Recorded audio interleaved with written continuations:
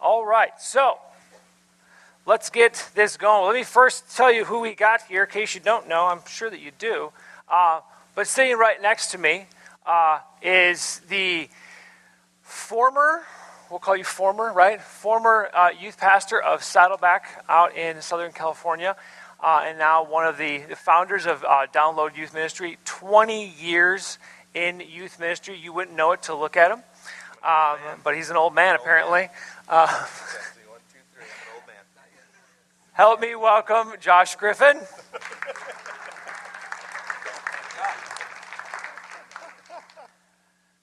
Excellent professor, and I say that as a former student of his, that I actually learned some things.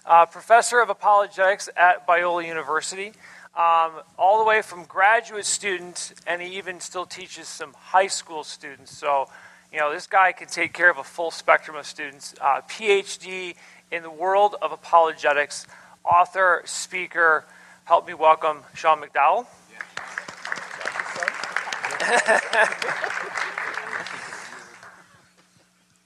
Stop making me laugh. Former middle school pastor for how long was it? 12 years. So another veteran youth worker, just passionate about the transition from middle school to high school, passionate about parents. Professor at Trinity, as a matter of fact. Please help me welcome Elizabeth Poest. Yes, Elizabeth. And the mine was in a whole different order. We're going to do Larry first. We're going to jump down to Larry.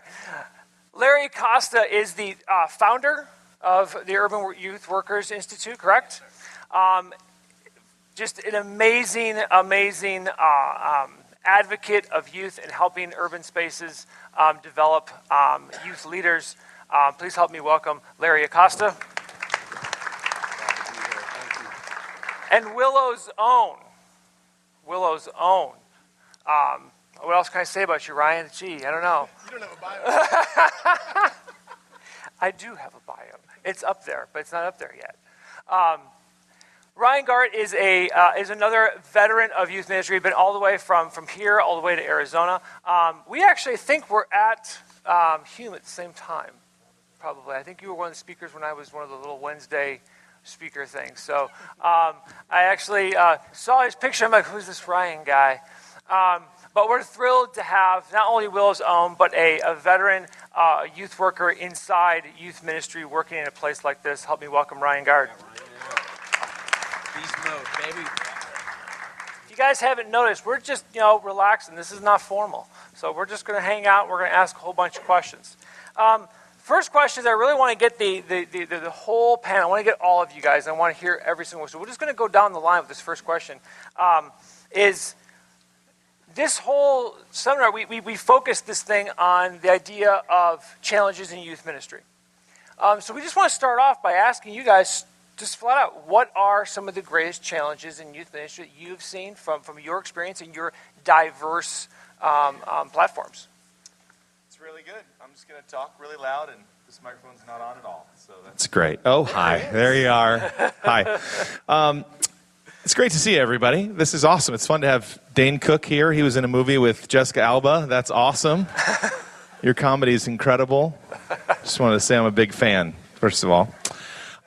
Greatest challenge in youth ministry is a really, really good question. I would say it could be answered in a myriad of different ways. You're certainly going to hear some different perspectives here. To me, it would be youth workers who truly walk with Jesus. That's the greatest need. What happens is over time, youth workers, myself very much included, it feels like we become professional Christians, and we wear the Christian face, and we put on the Christian smile, and everything's perfect and good and happy, and God is good, and everything's great. And we haven't been with Jesus in a long time. And there were some times in the 20 years that I did church youth ministry where I was so dead and so dry and nobody knew because I was just the master of the mask. And so I would say the greatest needs, and you could take this question a million different ways, but if we had youth workers who walked with Jesus and led out of that relationship with Jesus, I think that would answer so many of the other needs that we address. You guys know the story of Moses in the Bible where he's with Jesus and his face shines and he has to wear the veil because he's been with God, and eventually the shine wears off and he has to take the veil and he just keeps wearing it even though there's no shine. And I think that's what I did as a youth worker for a long time is I looked like I had been with Jesus, and I had even had the veil and the mask, but I didn't really walk with him. And so I had a deep well. I mean, I was born and raised going to church, and our church had an Awana program that I memorized. So I have a deep well of Jesus and Scripture and all of that. But I was also a really good actor. And so if you're in a dry place, if you're far from God, if you're wearing the mask, your youth ministry needs you to walk with Jesus. Your kids, your teenagers, your high school students, they need you to walk with Jesus. That would be the greatest need. Before we get to anything else, the greatest need is your heart and your soul. I was talking to a youth worker this week, and I said, if you don't deal with your inside, you can't help people on the outside. And so there you go. That's my thought. Awesome. So you just started by playing the Jesus There card. it is, Jesus like you. doomed for the rest of us, right? It's all downhill. I guess I'll think about this a little bit differently. I think the greatest need with students is to help students effectively and biblically navigate the culture that we live in. Barna research shows that people in America who describe themselves as Christians live no differently than those who don't. It doesn't affect the way we actually live, spend our money, treat people, things we watch, how we live. But there's a segment of people who call themselves Christians who actually live differently. And it's those with a biblical worldview. As David Kinman would say, the president of Barna now, he'd say those who think like Jesus are more likely to act like Jesus. So as I look at student ministry, the young people I work with get to speak with, I think there's a powerful compartmentalization of faith that, and this came out of the National Survey of Youth and Religion, that kids will say faith is very important to me. But what they mean is faith is important in the spiritual segment of my life where faith belongs. But I don't think as a church as a whole, we're effectively helping students think about, as a Christian, how do I think about the movies that I watch thoughtfully? How does this affect my job? I mean, think about this, and you lost me. David Kinnaman says that 50% of our students want to go into some science-related field. 50%. 1% of youth pastors in the last year have taught, according to this research, their kids to think Christianly about science. So I think there's just a huge disconnect from what they get in Sunday school, from what they get at church, and how they actually practically live out their lives. So I would say a worldview, and I don't just mean intellectually, it's all of life, it's our emotions, it's our relationships. Living out Christianity with a worldview, helping kids see the world and everything in it through a Christian lens, I think is arguably the most pressing issue today, next to Jesus, of course. So next to Jesus and living out your worldview, I'd say that one of the largest challenges for youth workers are people. You know, the ones that surround you, the well-meaning parent, the apathetic student, your senior pastor that asks you bizarre questions at odd moments. That you're like, no, that's not really the question that we've been asking around this topic, but it's this one. And just those challenges of going, okay, this is where God's called me to be, but the people around me, how do I communicate with them where it is that we're headed and how we're going to get there? And the conflict that happens in the middle of that and that human sin stuff that just gets in the way. Man, working with people is hard. And I feel like we run up against that on a daily basis in youth ministry when we're in the trenches and dealing with just the random things that happen with youth workers and youth leaders as you're shepherding them, kind of like herding cats. It looks like we're going down the row. I didn't know. The greatest challenge in student ministry is, well, it's students, for sure. They're the greatest challenge. But I think for what I've discovered is, it took me a long time to figure this out, and I'm still figuring it out, is you actually have to have a plan and a strategy for how you're going to care for the students. And so many youth ministries and so many churches they're satisfied with a big crowd. They're impressed by that. They gauge that and measure that. And nobody really digs in and goes, what's your actual plan for caring for these students? In youth ministries, maybe it's because maybe we're not asked a lot of questions. You can get away with not having a clear strategy and clear steps for your students. So I just think our students deserve that. They deserve a clear strategy for how do I go from the front door to the person God designed me to be through my junior high years, high school years. But you ask a student pastor sometimes, like, what's your actual plan for caring for these kids? Don't tell me that you just gather twice a week. That's fine. What's your actual plan? What's the scope and sequence of the steps your students take? You don't see a lot of that in student ministry, and maybe it's because we can get away with it. You get a big crowd and everybody goes, ooh, you had how many kids? Or whatever it might be. You guys are killing the game over here, man. So from my perspective, a lot of wisdom these guys are sharing. And one of the things that I'd like to share that burdens my heart is I believe these are post-Christian times. And so you have these students, maybe 3 hours a week, maybe 4, if they're in a leadership process with you. And the rest of the week, their influences on the campus, their influence through all their social media platforms are pulling them down into this secular worldview and just breaking them down on multiple levels. And I'm wondering, Lord, how can we possibly root and ground kids in Jesus when we have 2, 3, maybe 4 hours a week in these kids' lives? And so here's what I would tell you. Make sure you are super strategic at what you do with those 2, 3, or 4 hours that you are directly in front of students. Don't think that just because you're doing the hype and the entertainment, when kids walk through the door, that's enough to give them a life experience with Jesus that's going to help them the rest of the week when everything is pulling them down away from any kind of a biblical worldview and bombarding them.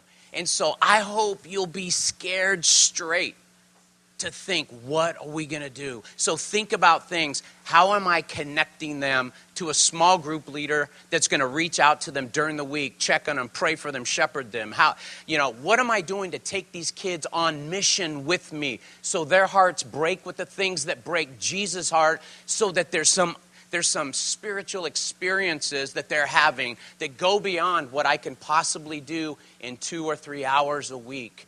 Find those ways to have those relentlessly, relational connections with kids so that they don't see it as a program.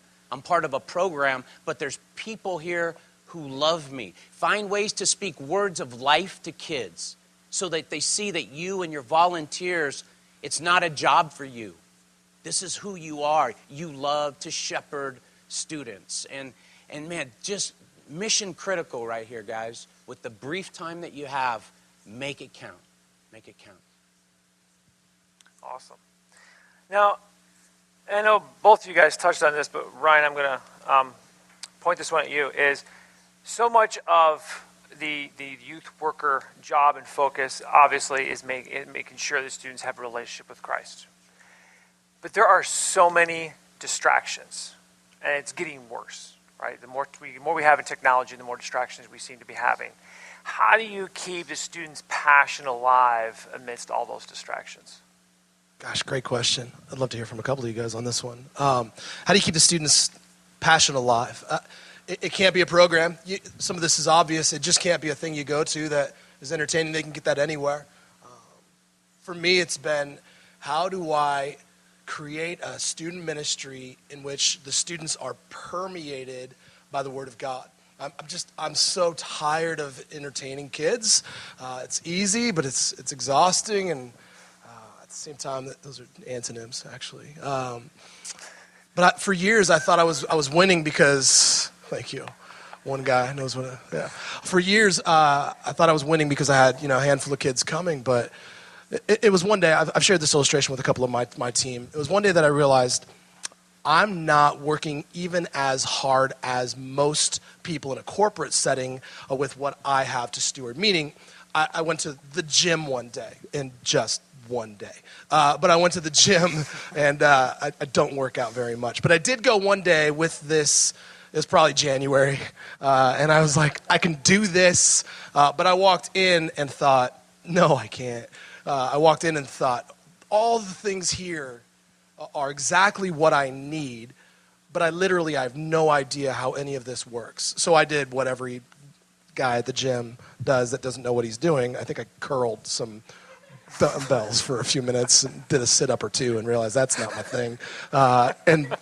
And just walked around looking stupid and had headphones in trying to look cool like I knew what I was doing. So I'm in this environment trying to act like I know what I'm doing, but I don't have any idea. But I do know everything here is everything I need. And then I went and saw a personal trainer. I was like, you need to help me know actually how to live in this environment. I don't know how to I can fake it and put on a mask like Josh said, but I don't know how to actually do this. I don't know how it works. So you teach me.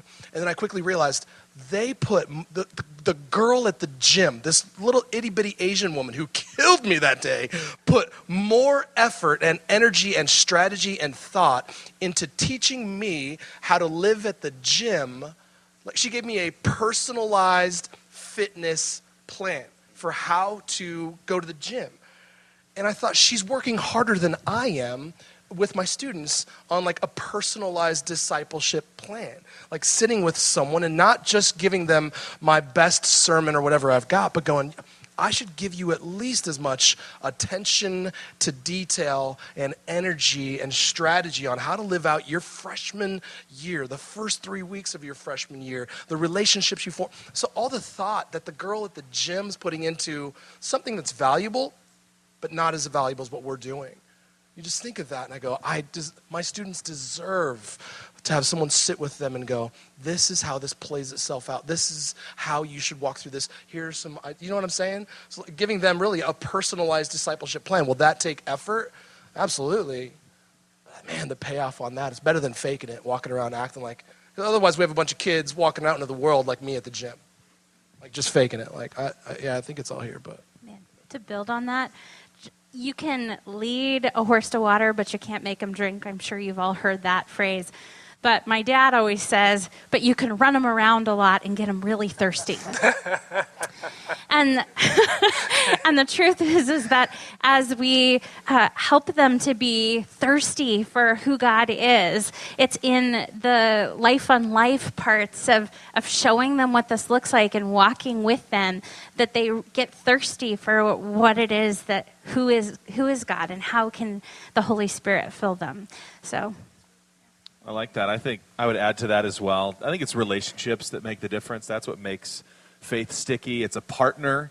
It's someone that they're mentoring, and it's someone who's mentoring them. I mean, I look at my son, Christian. He's a freshman in high school right now, and he's got some great people pouring into his life. He's got obvious parents who love Jesus and who are trying to raise him right too. He has an adult man who's his life group leader who loves him. There's a senior in high school who's mentoring him as well.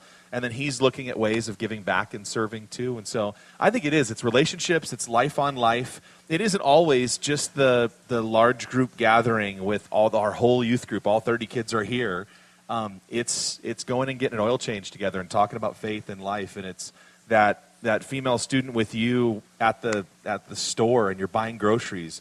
But she is absorbing every moment and listening to every interaction and watching you with your kids. And I think relationships and serving are the ways that make faith so sticky.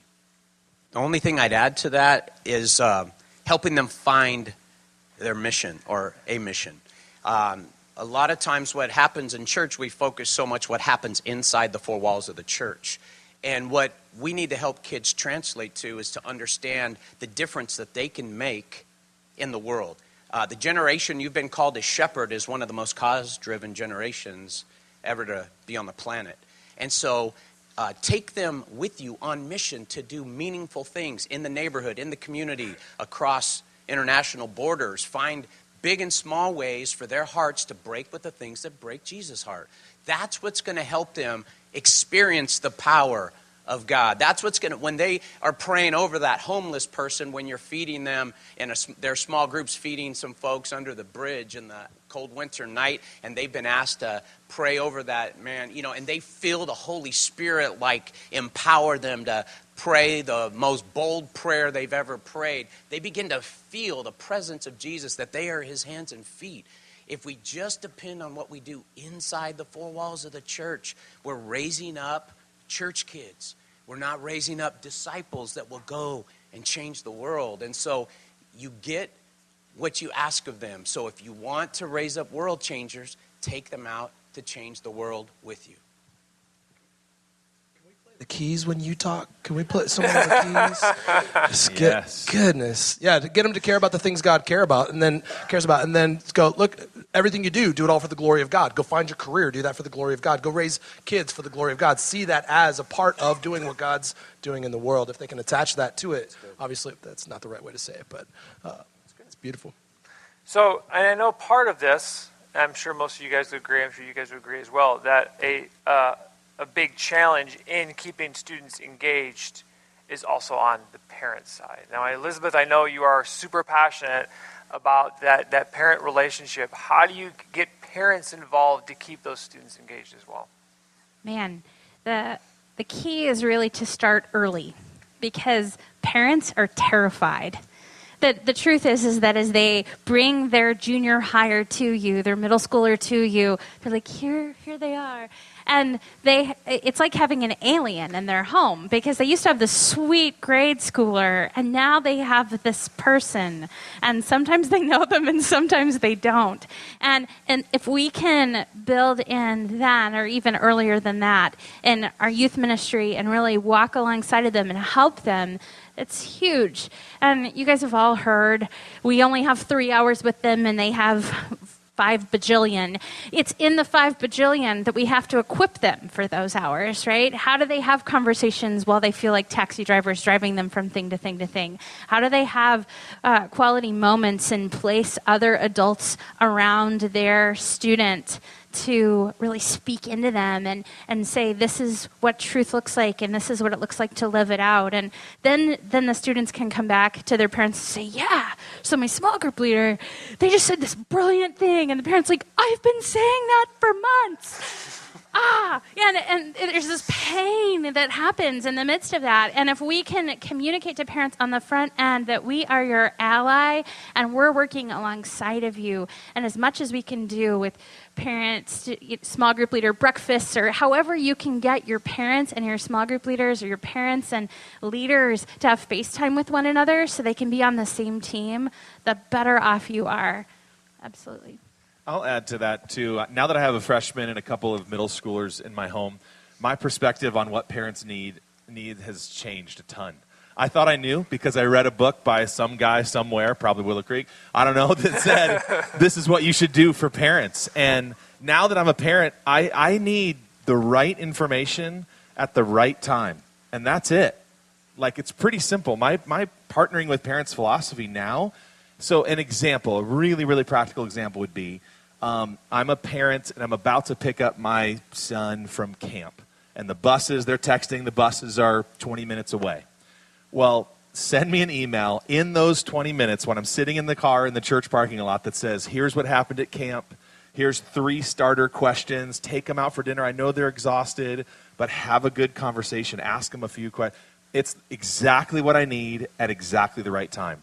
I don't need books, tools, resources. I don't need the itinerary. I might not follow your Twitter account or Instagram to see pictures every day, although some parents are much more needy and need that more than ever. What do you mean you can't take your phone? But I need the right information at the right time. So the night before we leave for winter retreat, I need the packing list, and I need it to be on the front page of the website. That's all I need. So I think if you could think strategically, okay, this is going on in our culture or our community, or even individualized to go, this family, they don't need a library of resources on how to be a good parent, but they need this book called What Do I Do When My Kid is Thinking About Suicide? And I'm going to have that, and I'm going to hand it individually to that family. A library might be a great idea, I don't know. But to me, I know I need the right things at the right time. It's really simple to say that. It's much more difficult to think and lead that way. I think this is super valuable. And with my kids, my focus on working with parents is shifting too. There's one thing, I think what Josh is saying, to say, what are the needs parents have and how do we meet them? The other thought is, what are the needs parents have that they don't realize that they have, how do we surface and begin to meet those? For me, this was at a Christian high school, so a little bit of different setting, but the principle might apply is I started my theology class thinking, all right, I'm teaching students, what could I do to get parents thinking about this and teach them theology? So I just came up with an assignment. It was once a week. They take a chapter, 10 pages, and their assignment was to take 15 to 20 minutes and just teach their parents this concept. It might have been the Trinity. It might have been salvation. It might have been character of God, basic stuff. And their parents had to actually write a paragraph back. And at back to school night, I would pump up like, your kids are leaving. The most significant thing you can do is have spiritual conversations with your kids. So I really played this up. And I don't think there's anything I did or a few things I did that I got more positive feedback than that. So I don't know what that looks like for you. But I would say you not only have 900 high school students coming here, you might have 12 coming to your youth group. What are ways that you can use what's going on with your students to reach and minister to your parents, even if they don't realize it?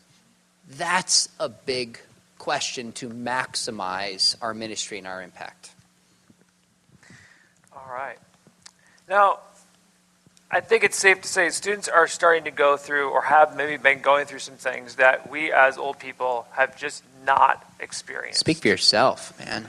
Old people. Old people. Come on. I think you're older than me. I probably How am. old are you? How old are you? How old are you? I'm not going to say how old I am. Oh. Let's guess. Let's guess. We'll guess. We'll play a game. All right, let's start down here. We'll work our way down. What do you think? Larry. Throw it out there. I think he looks young for his age. I'm going to say his real Don't you age know? is 49, but he looks like he's Ooh. 42. He looks like he's I'll 42. take it. Okay. Ryan is 11. This 20. one could be dangerous. 20. I'm just going to play it safe. 20. 40. Middle age. Square in middle age. 42. All right. 35. And Yeah, right. 50. 50s is fair. 50s? 53. Nice. 53. Easy. I think you nailed it. I think it's pretty good. Sweet. Pretty All right, I cool. feel good about It's those nice answers. that you inserted your own age Yeah. as compared to letting us guess. Right. Yeah, I'll just I was answer that guessing like question. 15. While you're talking about how old I am. Anyhow, now I can't So restart you're super old. Keep going. Anyway, so students are going through things that we just haven't experienced, especially things like normalization of sexual morality and things of that nature. So how do we care for kids that are going through so many of those kinds of things that we just don't have any personal experience with? Sean, I'm going to start with you. Sure. I'll tell a quick story. When I was probably 11 or 12 years old, my dad was launching this worldwide campaign, Why Wait? Some of you may remember this. First time the church really dealt with some of the sexual revolution. I remember thinking, God, my dad's speaking on this. And, like, I'm hitting puberty. If I got a girl pregnant, I could, like, ruin his whole ministry. Not that he ever said that to me. That was just something I put on myself. So I remember going home one day, and I'm like, Dad, what would happen if I got a girl pregnant? And my dad leaned down, and he looked me right in the eyes, and he goes, son, I don't care if the whole world called me hypocrite. You and I would work it through together. And I'll never forget that. Now, why did he respond that way? My dad had thought through every conceivable question. What if my sister said she's pregnant? What if I said, Dad, I'm gay? What if a kid said I did this or that or I was sexually abused? How would he respond?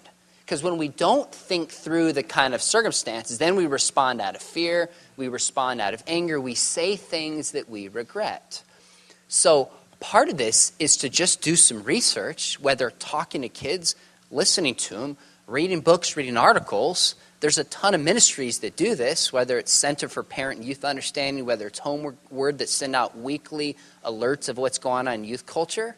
And when I see that stuff, I'm always thinking, what if a kid comes up and talks to me about this? And we've all had those experiences.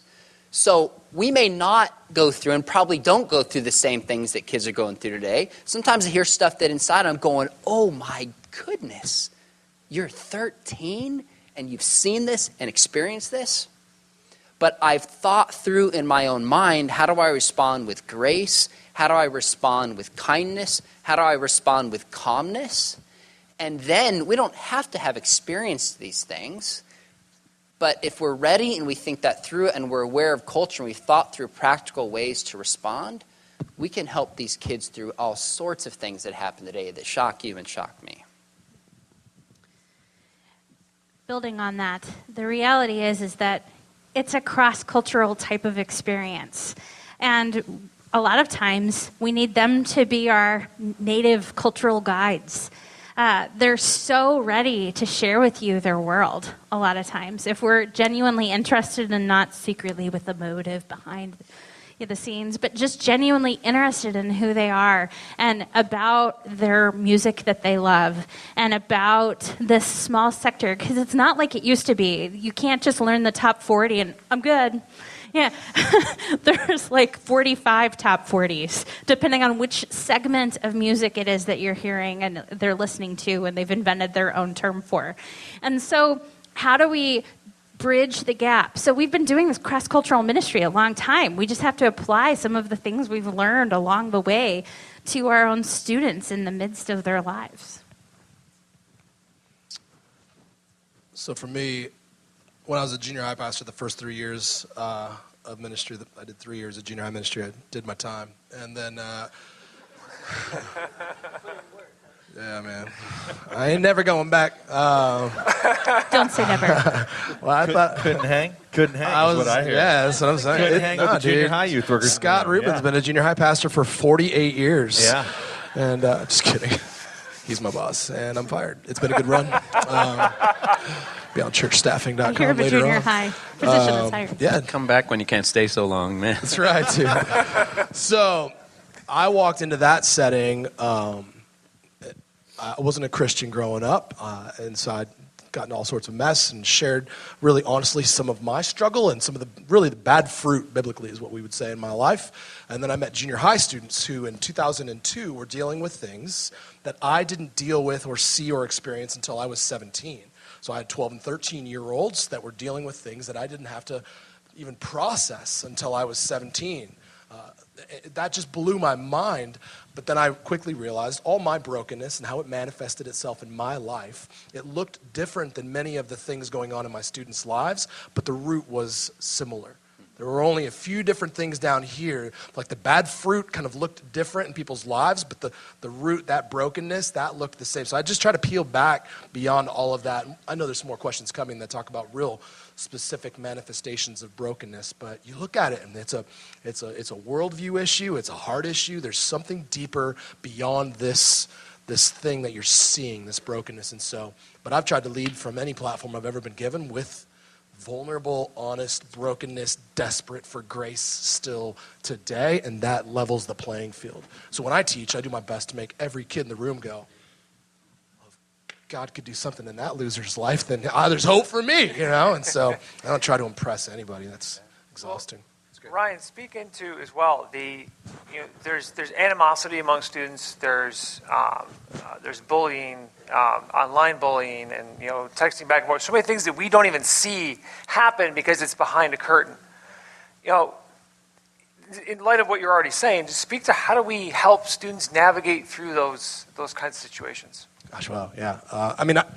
In this room, we've taught 3 out of the last 5 sermons have been about how to respond when someone wrongs you. So we put that way up at the top. It's not just be nice, behave, modify your behavior.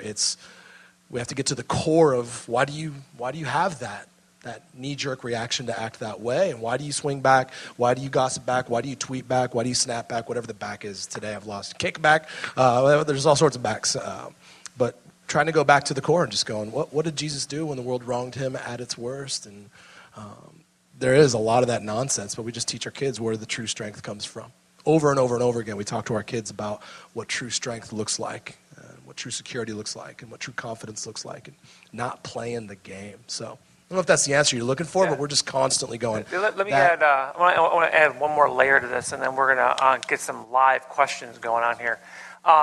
Now, we've talked about youth leaders being experts in with parents and being experts with students, being experts in culture. But the one piece that I think we miss, especially in these suburban environments, is the connection and the friendships we can make with our urban environments. It's so easy to get ourselves locked into this. So, Larry, can you talk to us a little bit about how suburban youth ministries can best partner with our urban neighbors? Yeah, I would love to, and I'm so grateful that you guys chose to invest part of your day here today with us. And can I just remind you that your role in the kingdom is so strategic for such a time as this. You're on point to shepherd kids and reach kids who are maybe currently far from God. And you can't find a more significant thing to do with your one and only life than to make disciples of all kids. But today I want to remind you of this reality that right now over half the world's population lives in cities. And 60% of those are 18 years old or younger. So this is a young and urban world. And so you're going to be remiss if you're not personally more intentional about reaching kids that aren't like you or aren't like the majority culture in your suburban context. So a couple things. I want to encourage you to be way more intentional than you've ever been, to begin to build a bridge with an urban youth worker who serves urban young people in the city or in proximity to where you do ministry. Your life will be so enriched if you have some of these kind of friendships. I promise you, you're going to eat way better food. You're going to, you're just going to feel so enriched to journey with some of these guys, right?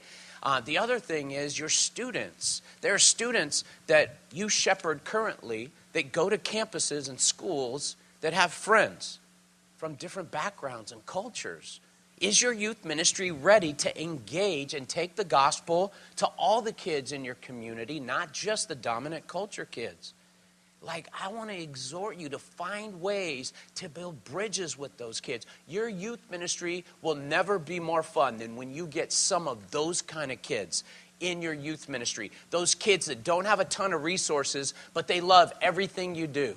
Those kids, they will be at your youth ministry every time the door is open. They're going to want to go to every camp. Some of your kids that have been given so much, you can never be cool enough, be creative enough to impress them. Some of these urban kids, they're so grateful that you show up to their basketball game, man. They will take a bullet for you. And so I want to exhort you to build those bridges. So here's what I would do. If you're a suburban youth worker, begin to identify an urban youth worker and just ask, hey, can you decrease my ignorance? Can you teach me what you know about reaching kids in the community? I would love to learn from you. So here's the point. Posture yourself as a learner. Take the humble pathway. Posture yourself as a learner. Let that urban youth worker teach you about their context in reaching youth in their world. I've invited a few of my friends from the Urban Youth Workers family. They're sitting at this table here. At the break, at the end, come and build a friendship with them and begin to meet them, understand what they do. What part of the city are they working in? What are some of the challenges and issues that their students are going through? But posture yourself as a learner, a friend. Maybe you can do, coffee once a month and be intentional about reaching out. Maybe they can come guest speak sometime at your youth ministry. Maybe you can go visit and go to one of their Young Life clubs on the south side of the city. And you show up with a bunch of pizza. You say, hey, I'll pay for the pizza for your club night. I just want to see what it looks like down on the south side. But find ways to give back. Find ways to be a learner. Find ways to serve. Now, if you do life long enough, over time, you guys could do some collaborative events.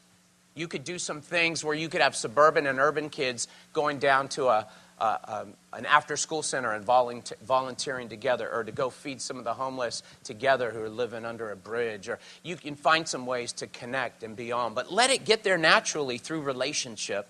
And so don't overly, here's what I warn you against. Suburban friends with your good intentions, don't make it like, hey, our youth group's looking for a service project. Can we come down to your church and do, don't devalue them. Don't jump there.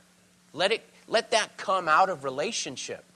Let it come out of relationship. Don't just assume that that the folks that have more can help the poor folk down in the hood, all right? And don't jump it to that. But I will say this, how cool would it be if you guys tag team together and instead of doing VBS for kids in the burbs that already know those Bible stories, what if you teamed up over time and you both your youth ministries took your students to do VBS in the housing projects for some kids who don't know all the Bible stories, and you took Jesus to the neighborhood. You rolled in with a multiracial team, students working together, doing the crafts, the teaching, the games, and you guys rolled deep into the hood and showed people what it looked like when Jesus comes to the neighborhood and is loved well by some students who are choosing to do life together. So anyway, those are some things. So meet some of my homeboys and homegirls sitting at this table and at the break. So man, be intentional. One last thing that you could do.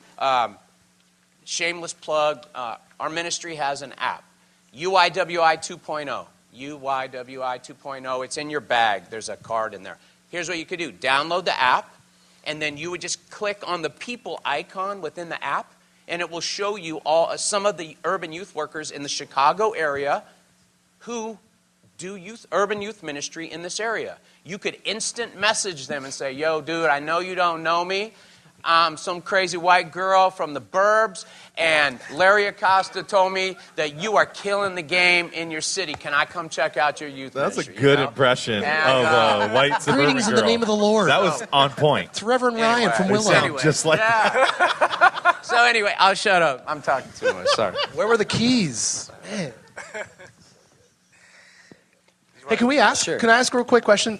If you're in an urban setting, would you just, unless you're an introvert, just ignore this, but would you throw your hand up if you're in an urban setting? Boom, bridges built, bam. There you go. So grab somebody. So all the homeboys There you go. are most Felt like a clap. back Thank you, there, Faith. so make sure you come and connect with them. All right? Sean, do you want to say something? Yeah. Hey, my urban people, you might get some free dinner out of this. Some free coffee, man.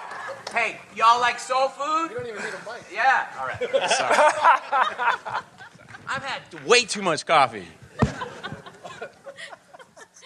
What do you look like without coffee? Because you always have energy, man. 2 weeks ago, we went and served at the Union Rescue Mission. And our posture was, we just said, what can we do to serve you? What is it going to look like to benefit you when we're gone? And one of the heads told us a story that a big youth group showed up and said, we've got blankets for kids. And they gave them blankets. They took pictures and they left. He's like, we don't need blankets. We have a lot of assumptions. And I learned a ton that was there. But the posture is, how can I serve you? How can I love you? That's the ministry focus. And I think people probably are not used to that kind of approach. Can I jump in on something? The question a minute ago about bullying and online trolling, why there's so much anger in our culture, how we communicate. I think a couple things are going on. Number one, I think it's a result of political correctness. So because people are afraid of microaggressions, they're afraid you'll be called a racist, afraid of saying this certain thing, we're not able to speak out what we really think. So people get online and it just all unloads. Because there's not a forum to just say what you think without being attacked, so people bottle it up. The second reason I think there's so much is because I think there's so much hurt within this generation. The cover of Time in April was about how loneliness has increased with this generation across every single segment. Every single one since 2012, it's increased. So when I see things like bullying and that question, animosity, I want to know what's going on and how do we address it. Just one thing that I think could maybe help, and I really emphasize this with my kids and with the students I work with, I say, you know what? In this class, we can talk about anything. It's all on the table. And that frees up kids to express things they often bottle up and don't feel afraid to, or are just afraid to talk about. And the reality is, research out of Sticky Faith, Kara Powell's from the Fuller Theological Institute said one of the main reasons kids walk away is because they have questions and they have doubts that they never felt the freedom to discuss. So do you create in your family, with your students, regardless of the context, hey, any questions, welcome here. I'm not going to pretend to have the answers. I'll look it up with you. I'll say if I don't know, I'll find somebody who knows. But that's to me, one of the most valuable kind of environments to create with the students we work with to counter some of the bullying and the anger so they have an outlet, and also to help kids really own their faith. Yeah, Fuller actually put out a book called Can I Ask That? And Can I Ask That Too? Terrific resource. Get one, look at it. But there's a lot of really difficult questions in there that aren't typically addressed in church. Yeah, it's great. And that's what technology does, is kids have heard this stuff at 8, 9, and 10 that if we don't think they've heard and experienced it, we got to get our heads out of the sand. The internet's changed everything. It has changed everything. And when we think about urban and suburban contexts, the reality is that because of the internet and because of the connectivity, it's not as different as it used to be. The blending of their worlds is so significant. There is usually more cultural variety in ethnicities packed into closer proximity, but the reality is that the types of conversations they're having aren't that different. And so when we go into the other context, whether it be a rural context or a suburban context or an urban context that's different from our own, the reality is that there's the base stuff is still the same underneath all the rest. All right, well, I'm going to ask these guys one last question. And while I do that, if you haven't already, get your questions ready, and you can text up on the screen there and send your question, and I'll get them up here, and we'll just do a live Q&A. Additional questions, follow-up questions. If you want to ask somebody specific, write that on there so I know who to ask specifically, or if it's just a general question, I'll just ask it. But one last question. What's one piece of advice you would give youth workers today? Where are we starting? We'll start with you. All right. I would say have a mentor. I think have a mentor would be, I think you need to have a mentor in your life and be a mentor for someone else. You're probably in a spot where you have at least a year or two experience. Maybe some of you are brand new in youth ministry. That's awesome. Someone is even more brand new. And so find someone who's just a little bit ahead of you in youth ministry and someone who's a little bit behind, and be poured into and pour into somebody else. It's a really easy answer, but it's a really difficult thing to do, because when you walk up to somebody and say, will you be my mentor, there's red flags and warnings and there's guards, and so I would think have a very specific ask for what that looks like to be mentored in youth ministry, because it just can be so broad and overwhelming. But find someone who will just check in with you, somebody who you can call for advice. I think somebody outside of your church or your ministry is a really helpful sounding board. And you can start questions with, am I crazy? This is what I saw or heard. It's really difficult when that person is on the deacon board and they are ready to fire you when you're done talking to them, or hard to confess to the senior pastor what's going on in your heart. And so I think you need a mentor. All of us need a mentor. I've been doing this 20 years in youth ministry. I'm much older than 35. And I've been doing this a long time. And I have someone who is ahead of me in youth ministry. And without him, I would not be in youth ministry today.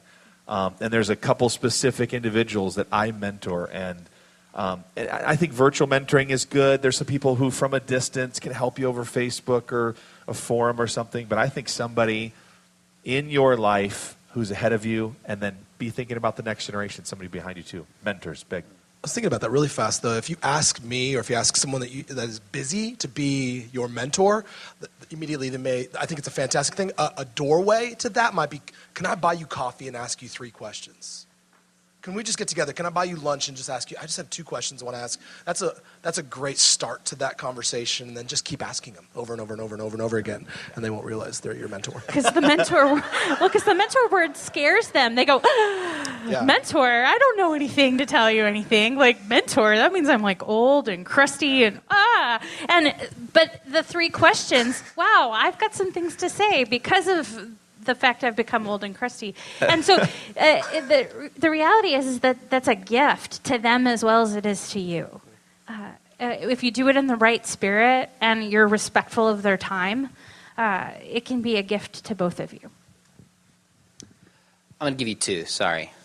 One, the older I get, not as old as you, Steve, but as I get older, I'm absolutely convinced the importance of healthy relationships. Yes, with Jesus, of course. That's a given. That's been hammered home. Healthy relationships with your spouse, if you're married. Healthy relationships with your kids. Healthy relationships with your parents, if you can. Healthy relationships with friends. If you don't have healthy relationships, it will be impossible to genuinely serve people out of love. Because you will be getting your needs met through students. I need to feel good about myself. I need to be successful. And you'll end up either burning out or you'll end up hurting kids. So it's got, amen, I knew there's some Baptists here. Thank you. I would say you've got to start by having healthy relationships. Second thing I would say is, and I don't know all of you, and I know resources are limited, but you can only give to students what you first have developed yourself. Meaning, if you want to teach kids theology, have you taken theology seriously? If you want to teach kids how to think about and navigate culture, how well do you do that? So I wish every youth pastor, again, I realize time and resources, would go get a degree in theology. You guys have master's degrees, Ben, graduate degrees in theology, leadership, apologetics. Check out locally Trinity. Come study apologetics with me. We have a distance program. Go read. You know the number one books read by youth pastors? Books Business. on Business books? That'd be my guess. That's a great guess. Leadership books. I'm not against leadership. That's great. But I think youth pastors should be reading books on culture. What's changing the way this generation thinks? I think we should be reading books on politics, not to hammer home a certain political party, but to help think Christianly about that. Books on leadership. We should look at our role as parents, youth pastors, teachers, and saying, I've got to learn. I mean, my dad's 77, and one of the reasons he's so young is he loves to learn. Man, that's one of the things. Love God. We want our kids to love God with our minds. Do we love God with our minds? Have we taken the time to get the education? Are we reading those kinds of books and growing? Because we can only give to kids what we develop spiritually, but also in our worldview and our belief system, what we have inculcated and developed in our own life. That's good. You just used the word inculcated? Holy crap. I'm just a youth pastor. I don't know what that even means. Inculcated. Google that Holy one. wow. One piece of advice I would add to inculcated is to Inculcation. that's right, inculcation is also to really protect your Sabbath. If you're not resting, if you're not doing things that are refreshing your soul, it's so hard right now to become unplugged because you have perpetually students and leaders texting you, and if you don't text them back immediately, they'll think that you don't like them. You know, there's just all of these crazy pressures that happen in the midst of ministry, and to set boundaries and to take time to really drink deep from the wells that God has for us is so critical. And so that would be my deepest advice. And whether it be short bursts of Sabbath or whether it be longer segments of Sabbath, when we think of Sabbath, we think of sitting on the floor, lotus style, quietly, and that's beautiful. But also, it's not always practical either. So what can be a half an hour Sabbath in the midst of your day? What could be a 2-hour-long Sabbath in the midst of the day? Or what segment of time are you just going to unplug so you can hear from the Lord and refresh your spirit however you need to do that for how you're wired, which is critical as well. Being an extrovert, being by myself for long periods of time doesn't refresh my soul. It withers and dies. And so it's important for me to find the people that are not having that sucking sound to my soul either, that... You know, so it's important to find those people that are refreshing your soul, and you do the same for them. And so it's just huge to figure out how you're wired in the midst of that, too.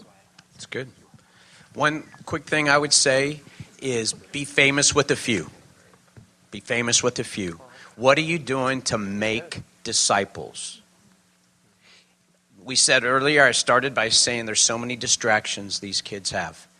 And I just want you, like, as you get older, they don't pay us enough to do this thing. If you're an urban leader, you know, a lot of my urban family, they're bivocational volunteers.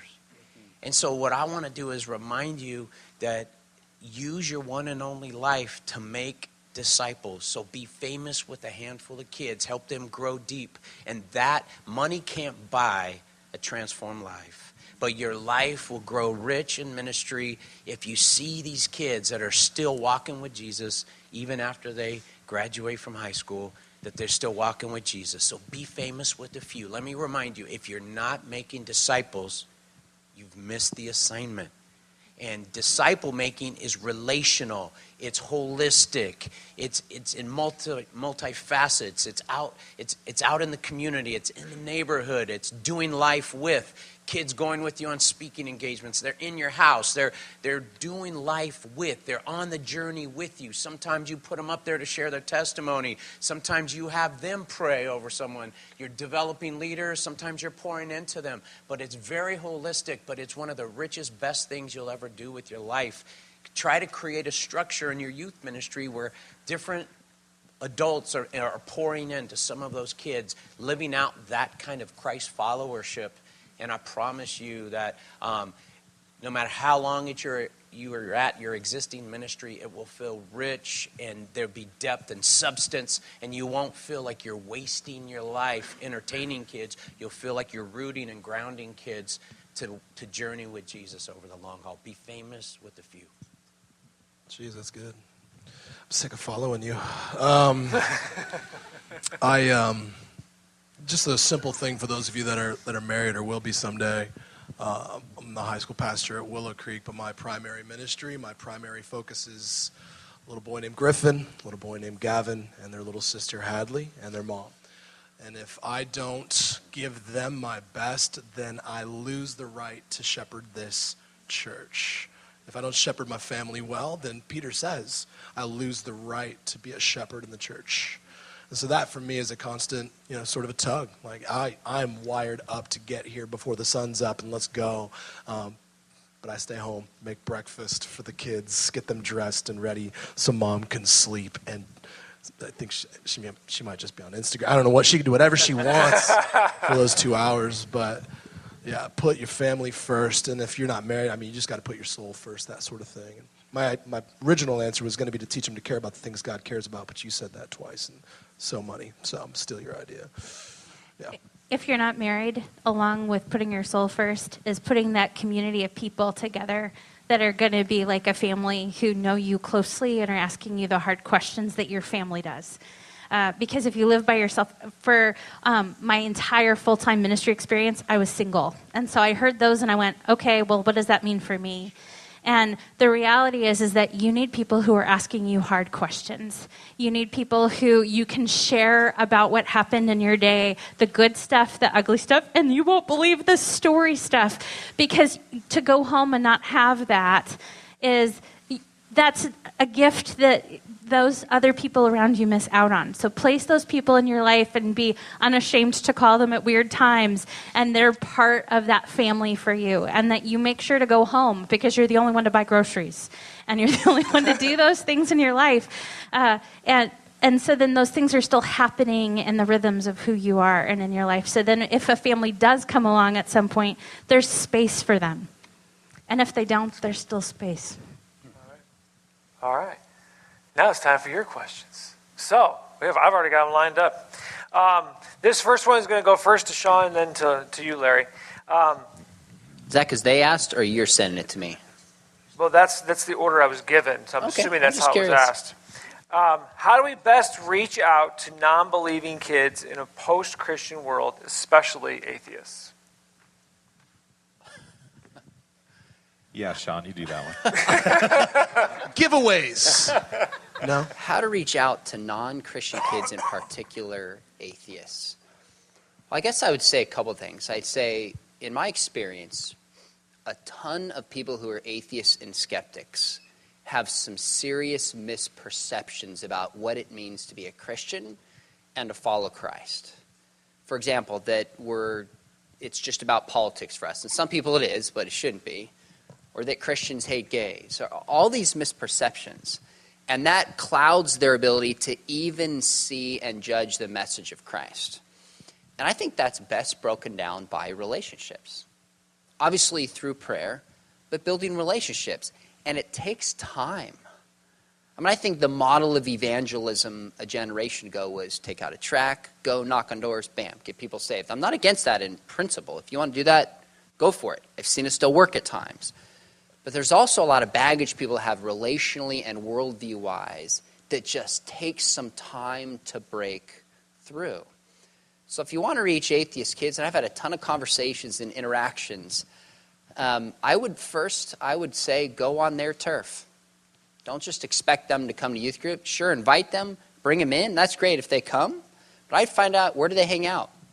So I've gone to multiple atheist groups, high school groups, college groups, adult groups, and I just go in and I sit there. In fact, with one group, I went in and I called a guy in Orange County, where I live, Southern California, and I just said, hey, I wrote this book. I'd be happy to bring a free signed book. It's on a defense of Christianity. Give a free copy to everyone if they want it. But more importantly, I'll come sit in a hot seat, and you guys can ask me whatever questions you like to ask a Christian for a couple hours. Now, I don't know about you, but that actually sounds like fun to me. And it's not because I think I have all the answers. I don't. I went up there with my wife and my pastor. There were 20 skeptics and atheists from probably, one was in his lower 20s, so it wasn't high school students, up to a lady who was 70. And I just sat there. And they were asking me questions about when the soul enters the human body, political questions, morality questions. And at the end, I said, could I ask you guys some questions? They said, sure. And I could have asked some tough apologetic questions, but instead I just said, hey, what bad impressions do Christians leave? What are things that we could do better to talk to skeptics about what we think is true? And I sat there, and they were shocked, number one, that a Christian would even listen. Number two, he started off, and he goes, I can't believe you would come on our turf. I'm shocked. Then in the middle of it, he stopped, he looked at me, he's like, no way. And I'm like, no way what? He goes, you actually have a sense of humor. They were stunned that a Christian didn't take himself too seriously. And after that, I got an email from a couple students, followed up and started a mentoring relationship. So I guess in general, I'd say find where their turf is, reach out relationally, have a long-term view, pray for them, and I think you'd be amazed. Will most atheists come to Christ? No. I remember I was frustrated one time because some of my students just didn't care in class, and I said to my principal, I'm like, how come these students don't care? He goes, look, a lot of people walked away from Jesus in the flesh. Do you think you're better than Jesus? I was like, I'm pretty sure that's a rhetorical question. Definitely not. So our goal is not that every kid will convert, but there's some that are open. There's some you're planting seeds for the long run. So those are a few things that I would do to reach out in particular to atheist students. The only thing I'd add to that was great, Sean, is just keep it about building a relationship with them. Sean said that. But here's where I push it maybe a step further. So let's just say a subset of those atheist friends begin to want that relationship with you.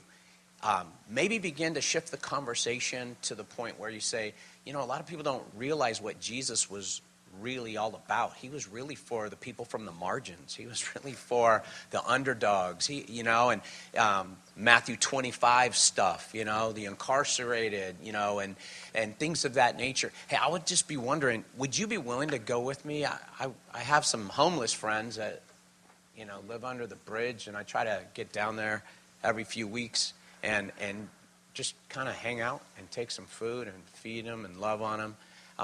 Man, was that something you'd ever be willing just to go hang out with me? But here's my point. Would you invite them, not the masses, but one-on-one, 1 to 3, just take them with you to go do the stuff of Jesus. As they go with you to do the stuff, over time they'll begin to see Jesus through a different lens, not from a religious top-down view, but more from a bottom-up, the heart of Jesus, what he was about, and to begin to see Jesus differently and Christianity differently. I think the heart, just to jump on that, is I think we make a mistake. We think evangelism is just relationship, or we think it's just preaching truth. I'm building relationships, and I'll love these kids if they never become believers. But I'm looking for opportunities to serve, but also to have spiritual conversations. And one of the most helpful questions I've used frequently is just, so you don't believe in God? Tell me about the God you don't believe in. And listen to them. And usually when they're done, I go, yeah, I don't believe in that God either. Can I at least share with you what the scriptures teach, who Jesus is, and then let's go live it out? It's both of those. Quick answer to that, just a response. I don't know what your story was, but I was an atheist at 21, and that year that I discovered McDowell books, I wanted to prove it wrong, but your dad was smarter than me, and so I got into the intellectual side of it and read everything. But I look back on that year as I was exploring all the intellectual side of things, and the people that were in that church that I first stepped foot in, hammered, by the way, but they still weren't scared of me. For that year that it took me to finally bow, that crew out-loved and out-pursued me. They made everyone else's love and pursuit of me look weak. And that was really, and I was an atheist. I was an angry, violent atheist, but I could not explain away these dorks that believed in Jesus. I could not. They were so uncool. But man, they hounded me strategically. And they So it's got me. grace, It was love, great love, and truth. Yeah, It was both. it was truth. Yeah, absolutely. All right. Larry, back to you. How do we effectively partner with parents when a lot of our kids come from broken and single-parent homes? Yeah, great question, and I want to remind you that you're going to have to go out to them, and it's not going to be because they're going to come to a parents' meeting. You can try to communicate, like Josh had some great insights, like they may or may not have email or look at email. I mean, I would try to get that information and send them the communication or things of that nature. But what I would say is with urban kids, you're going to have to most of the time pick them up and take them home. A lot of the times anyway, even though when you roll up, there's 3 cars on the lawn, parked, but somehow you still have to pick them up and take them home. That's part of urban ministry. But make sure when possible, knock on the door, check in, make eye contact with a parent, an adult that's in the home, affirm their son or daughter in front of them, just remind them how great and how grateful you are to even be able to be in their child's life. And so it's going to be more relational. So messy, more work, relational. Here's what I would say. There are assets that they do have, however. Some of your Hispanic, Latino families, they work 2 and 3 jobs in some cases to make ends meet. So don't assume that they don't care. They might just be trying to survive, to pay rent, and so they have 2 and 3 jobs. And so find a time when you can connect with them or involve them. Some of those moms would love to host a staff dinner for your staff because they're so grateful. But you'd have to figure out when they could make something like that happen to be a part of something with your volunteer team. Find ways that they can give back. Some of the dads have just hard skills that they can contribute and give back and be a part of something that you're doing. Fishing trip with the kids, or they can come and be a part of some of those things. So look for ways to build those bridges. It might even be a student. Every once in a while get one of their parents or an uncle or someone involved. But you're going to have to go to their world, but realize there's going to be a lot of, in the urban community as well, there's a lot of single parent head of household.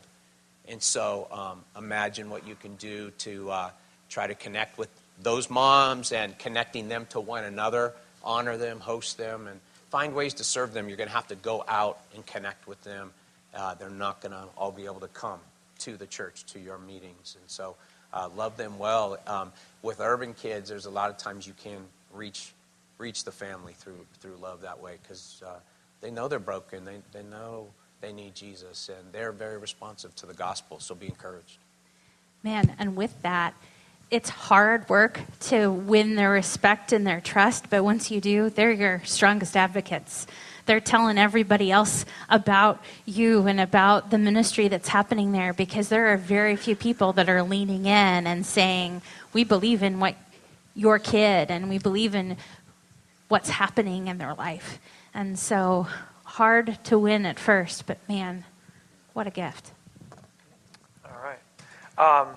Really for any of you guys to tackle, how do you engage LGBTQ students to feel included in the church family and encouraged to have a relationship with Christ? Sean, what do you think? I'll do it. I'll tell you a story of a youth pastor I met in Kansas. He's youth pastor volunteering at a school, and some LGBTQ LGBTQ students came up to him and said, would you be the faculty advisor for our club? A lot of Christians would say, no, I'm not going to support that. I think it's wrong, etc. He goes, sure, I'll do it. That's a loving thing I can do. So he goes and sits in there, and I asked him, I said, well, what were the conversations like? He said, in this setting, essentially the conversations were like, people hate us, nobody loves us, like you mentioned, marginalized, feeling not cared for. And interestingly, there's an article in the Huffington Post I saw this morning that said now, after Obergefell, the 2015 same-sex marriage ruling, things in many cases in terms of loneliness and depression has gotten worse for a lot within the LGBT community.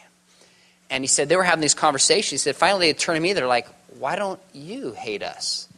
He goes, well, it's because I'm a Christian and God says to love everybody. I love you. And they're like, well, you're a Christian. What does the Bible say about this? He's like, they're asking me at a public school in the club. He goes, so I broke it out and we looked at different passages, but he said kind of as quickly as I could, I answered the questions and just shifted it to talk more about Jesus. Let's deal with who Jesus is first rather than try to change somebody's moral behavior. And he said over time, one thing that changed in him, he said, before I did this, I was really actually angry and jaded at the LGBT community. God used this to soften his heart. And he said eventually, because I just listened and shared with them, he said 4 of them came into my youth group.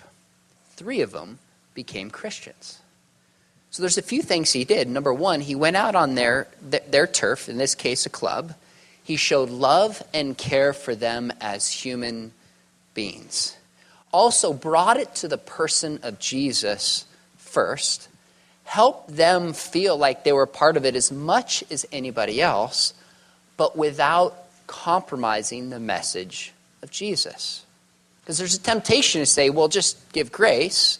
But a friend of mine with same-sex marriage, he said, my advice is a friend of mine, we interviewed in my book, Same-Sex Marriage, who has same-sex attraction. He said, if you're a Christian, you have a voice on this. He said, don't compromise biblical teaching. He said, don't. He said, speak truth, but do it graciously and lovingly and with kindness. So I would just ask yourself, how do I make any student feel at home in my youth group? They're a human being like the rest of us. I mean, in one sense, it shouldn't be any different. How do I bring it to the person of Jesus? And how do all of you, and if I raise your hand, you'd know this, but all of you already have students with same-sex attraction in your youth groups, whether they've come out or not. All of you do. They're there. The question is, what are the kind of words that you've used when you talk about this? What's the message that you send? Because I had a kid last summer, he came up to me. I gave a talk on same-sex marriage. He came up after me. He started asking me these questions, and I just sensed, because I've done this long enough, you're not asking me theological questions. You're asking me, will you still love and accept me? So we skipped the next session. We went outside. This was at a student conference. And I just said, tell me your story. And he said, does God hate gay people especially more than others? By the time we were done, I affirmed that God loves him, God cares about him. I mean, I gave this kid a hug, and he was crying on my shoulder for like 3 or 4 minutes. I was like, oh my goodness. And he said, I know my parents love me, but they've had these little, just kind of small statements against gays, so I'm so afraid to tell them how they might respond. So we ought to really do some stock and talk about when issues of homosexuality come up, how do I talk about it? How do I approach it? So whenever I give a talk on this, I always begin with stories about compassion and love and care, so much so that people have criticized me, like, are you compromising truth? I'm like, calm down. I teach at Biola. I'm a McDowell. Like, it's kind of in my blood, right? Like, don't worry. But we need to really overemphasize and teach grace. So when a kid is wrestling with this, the first person that comes to their mind is their youth leader is going to listen to him, love him, and ultimately guide him through that process and be there for him. And in fact, I told this kid, he was so afraid to talk to his parents, I said, my wife and I will come up, sit down with you as you tell your parents. Well, I thought that was good advice. Why? Because if kids alone there with their parents, they might react in a way that they'll regret. If you're sitting there, they'll probably be much less likely to do that.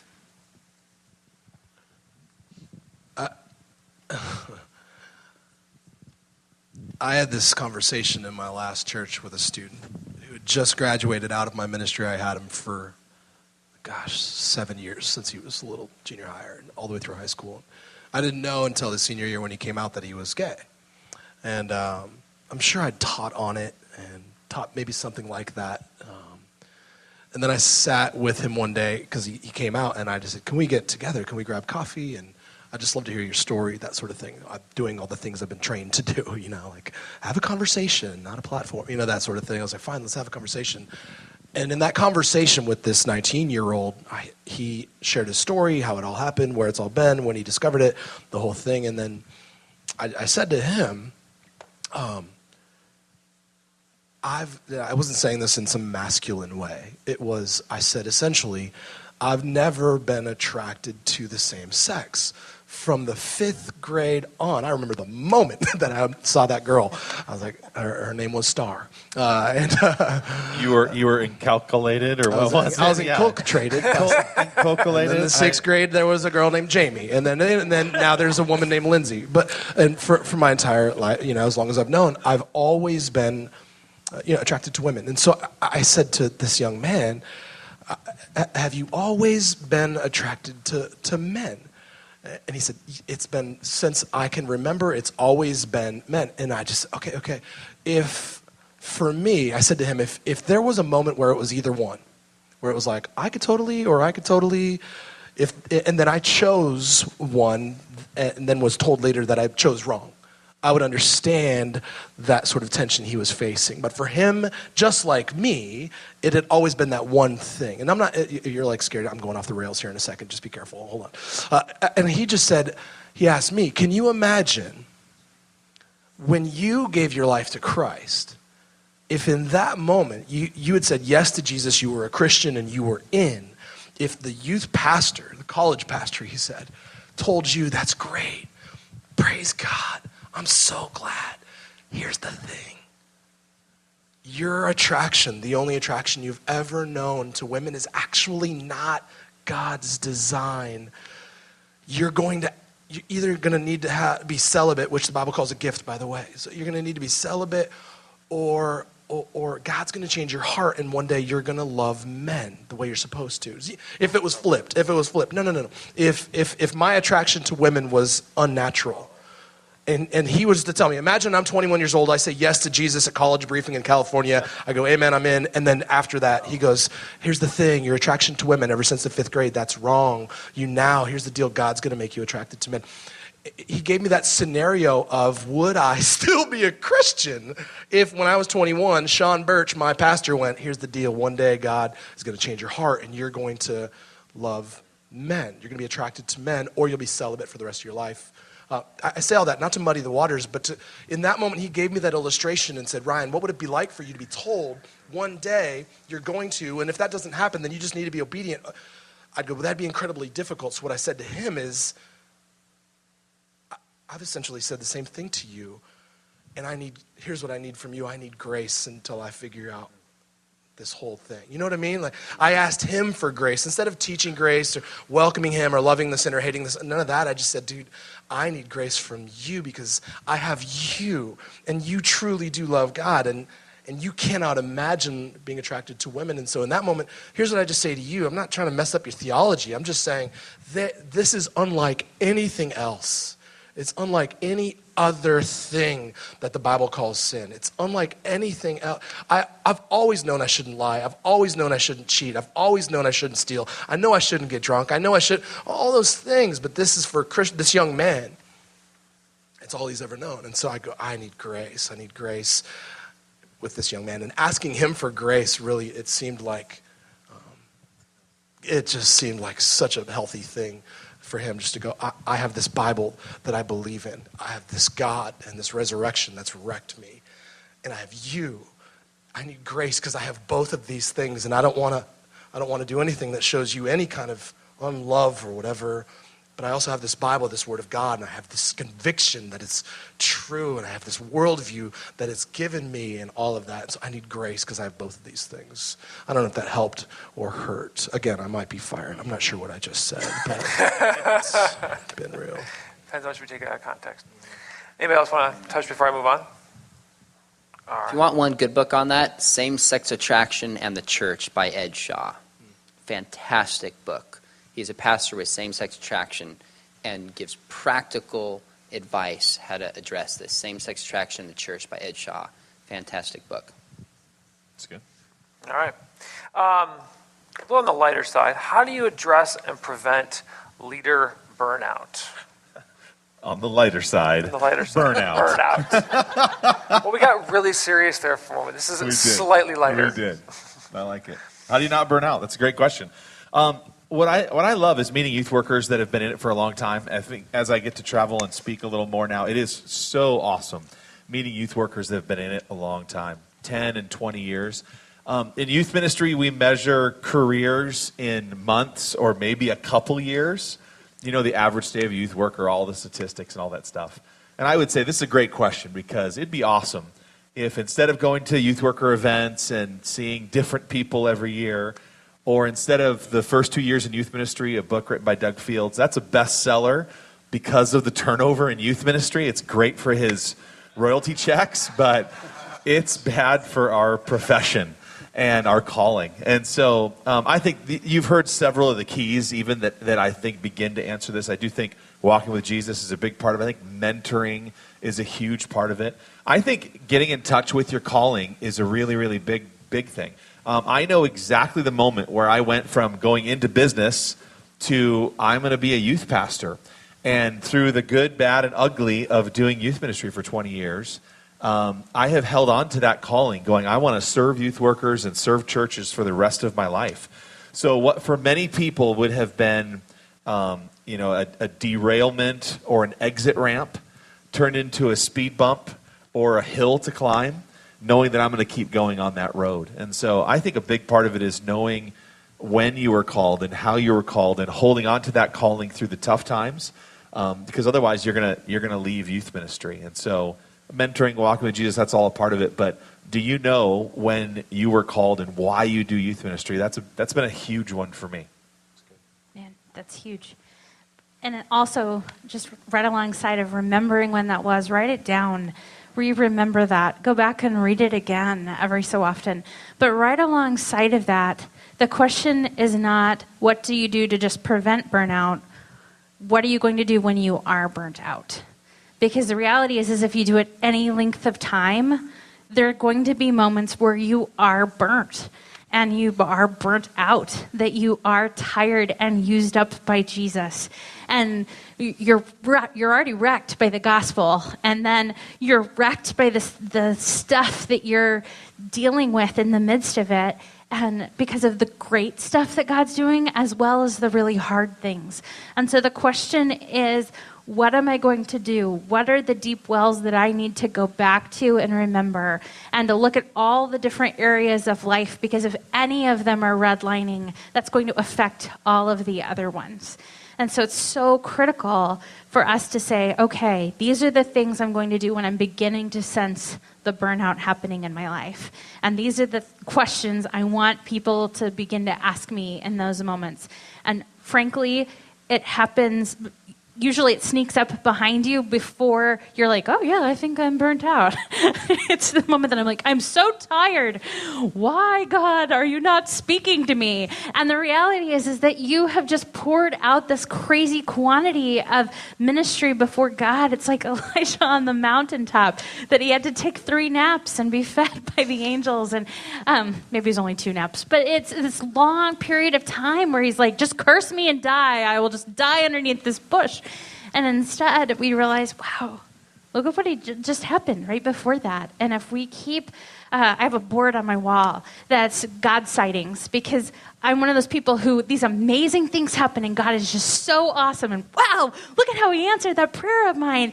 And then, okay, what's next? And we're on to the next crisis. We're on to the next challenge. We're on to the next person who needs our help. And we forget just 10 minutes ago the amazing gift that God gave us. And so if we can keep our eyes fixed on what those things are in the midst, it helps us in the midst of the burnout. But it's not a if, it's a when. And helping our leadership to understand and to know that.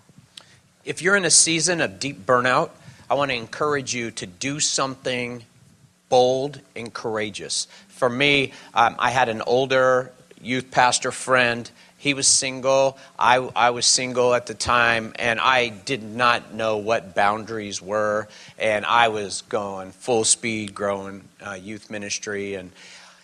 And he somehow knew. He saw the drain, and he saw that I was being depleted. And he said, Larry, Jerry and I are going to Hawaii for a week. We want you to come. We're not taking a no. Like, get a week off, come and refuel. Like, they knew what I couldn't even see in myself, but I felt it in my soul. I was so depleted. So I talked to the pastor. He knew I've been working really hard, a lot of hours. I was in seminary full-time, youth ministry full-time, and single. And so away we go for a week, and it was so life-giving. I slept for a couple days, the first couple days. I ate great food, and we worked out, and it was so life-giving being with these guys that understood the demands of youth ministry. That week, so what I meant by do something bold and healing for yourself, like I had to be out of my context. It was no like little soft way I could get from the depletion I was at to where I needed to be. I was just that broken. And through that week, being with those guys, it was so life-giving. So if you're in that place, find one or two life-giving friends and do something bold and courageous for yourself to just get on the top side of that equation, all right? And then the other thing is, what rhythms do you put in place in order for you to stay healthy and whole for the long haul? Two quick things that I would say. If single or married, you need some intentional, life-giving relationships that you meet with at least monthly. So for me, I would launch what I call a learning community, and I had like 5 to 7 people in ministry that I loved and valued. They were life-giving. They were peers in many respects. Some of them were younger, but there was, to use Josh's illustration, some I was pouring into, but some were peers in ministry. We met once a month. We read a book a month on leadership or theology. Just sometimes the guys did all the reading, sometimes they didn't. But every month we met. We had great food, and we had life-giving conversation. We would make they would go out in twos and take a prayer walk, be back in a half an hour. We would eat the food, and we would do life together. And once a month, we guarded that one Monday a month. And it was so life-giving, and these are some of my best friends to this day. And I've been through maybe 8 of those kind of groups and journeyed with leaders. So set a rhythm to meet with life-giving friends like that. It's partially leadership sharpening, but most of it is just refueling your soul with life-giving friends. And then the last one I'll say, if you're married, you need quarterly getaways with your spouse with no kids. So what happens is the enemy works overtime to deplete us. If he can't make us bad, he'll make us busy. And when he makes us busy, we eliminate the life-giving things that were healthy for us. And so either our personal souls or in our marriages. So my wife and I had a discipline, especially when we had the younger kids. We did a quarterly getaway with no kids. Sometimes when we couldn't even afford to pay attention, it was dropping the kids off at grandma's house, and we went out on a date night and then came back to the house because we couldn't afford to go away anywhere. But we focused on nurturing our marriage, our relationship. You can't do ministry if you guys are divided, and you can't do leadership for the long haul where divide and conquer, honey. You handle the home life and I'll do ministry. You got to be on the same page. So if you're married, quarterly getaway, no kids, and continue to nurture a close and healthy marriage with your spouse. That's good. That's good. Can I real fast on Yeah. that? I think we tend to spiritualize this. You might burn out because you're just not getting enough sleep.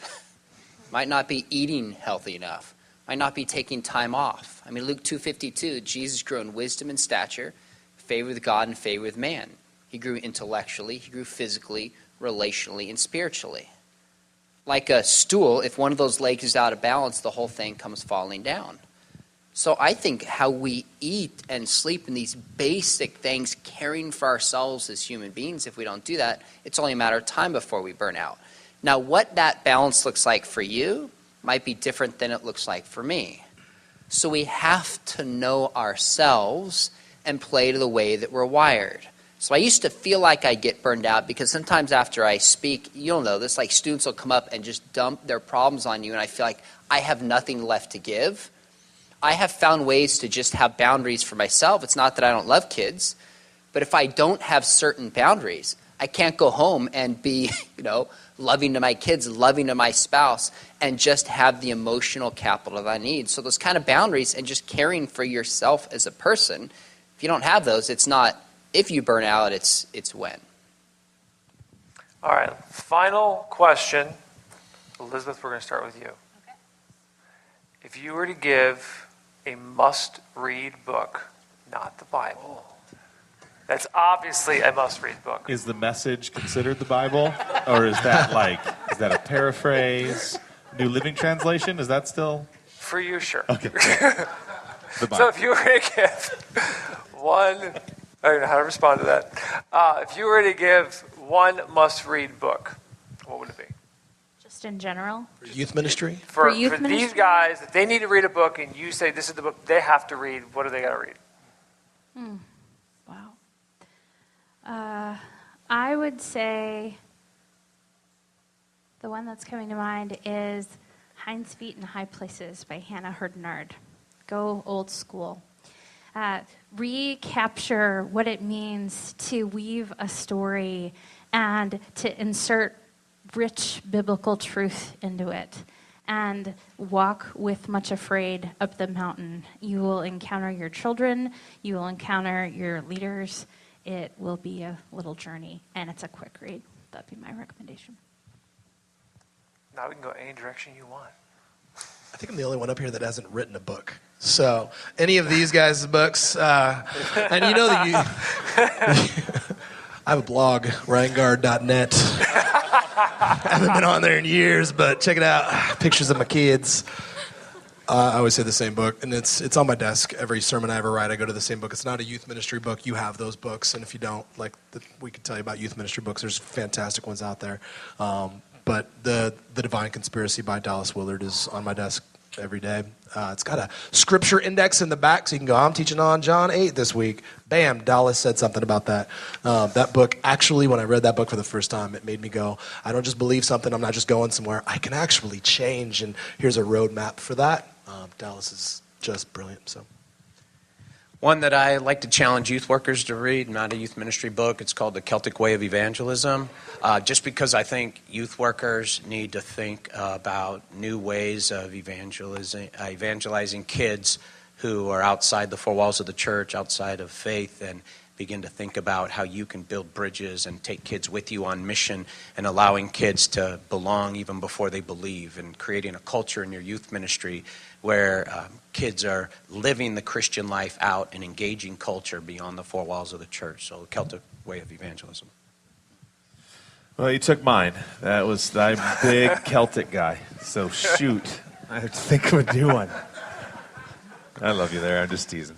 Oh, really? I know. Hard to believe. Really? Hard to believe. You're so... I would go really practical youth ministry. If you haven't read Purpose-Driven Youth Ministry, First 2 Years in Youth Ministry, Sustainable Youth Ministry, those are like the must-reads for youth workers. I would add to that now maybe Sticky Faith or Growing Young. Kara Powell, she's amazing as well. Those are probably the top 5 influential books in my life. One that is not on the typical list would be Bloom Where You're Planted by H.B. London. You probably can still get it used on Amazon. Don't think it's in print anymore. Just hit me at a really, really vulnerable time. I was looking around at churches like the one we sit in with massive resources, and we're looking out over a high school room right now that's bigger than the church. It was insane. Just why can't I have that? And I want to be this. And God, I'm in a rural farm church where people tithed with like bacon and ham because they were pig farmers, and I want more, and I have nothing. Our whole budget was $5,000, and I thought that was great. I was so stoked to even have any money. But I looked around, it seemed like everybody had so much more, and I wanted more. It was really, really unhealthy. And so you actually don't need to buy the book. I'll give you the whole synopsis of it right here. Bloom Where You're Planted is look down at your feet. That's where God has put you. Bloom where you're planted. Don't worry about being the next big thing. You're going to the next big church. You don't have to serve in a mega church to have a mega impact. Just look down And God's put you right there right now. Yeah, don't buy the book, but bloom where you're planted. There you go. I just saved you 3 hours of your life right there. And any book by Sean McDowell. Which of your books would you recommend, Sean? Let's see. What's your newest book? This is your moment right now. How many books have you written? About 15. Oh my goodness. All right, what's your favorite one? Then you can give a real answer. They're like children. I can't choose. No, that's not I love them all the same. They're all equal. All right, for youth pastors, it'd be a new kind of apologist. Yeah, How to do there you go. apologetics today, given the unique challenges and culture we find ourselves in.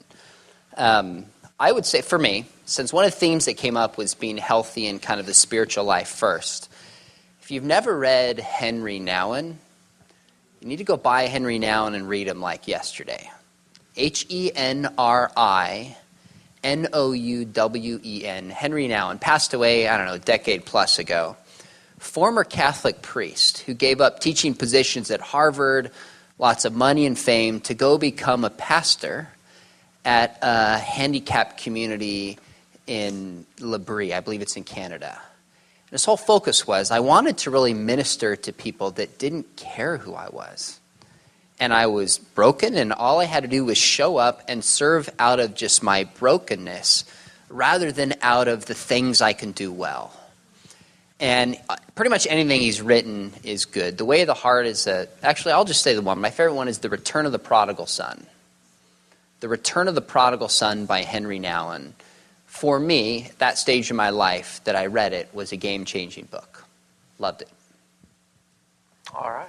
Very cool. Well, that is all the time we have for our bazillions of questions. We had a lot more, but unfortunately we can't hit them all. So let's thank these guys one more time for their time and effort and their expertise.